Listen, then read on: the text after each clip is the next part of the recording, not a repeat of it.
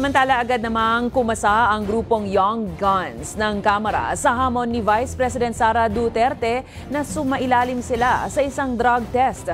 Ang Young Guns na binubuo ni na Congressman Zia Lonto Adyong, Paulo Ortega, Sandro Marcos, Congresswoman Atty. Migs Nograles at iba pa ang ilan sa mga nagmungkahi kamakailan na baka dapat magpa-check up si VP Sara. Kasunod yan ng 2 oras na pambabatikos ng bise sa administrasyon noong 1 linggo. Pero may sagot rin silang hamon sa ikalawang Pangulo.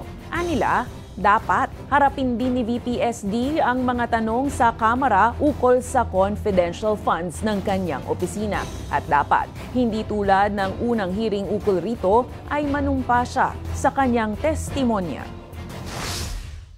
Wala naman pong problema kung mag-undergo kami ng drug test or neuropsychological test. Anytime po yan, pero ang challenge po is just to testify under oath, answer the questions specifically from the Committee on Good Government.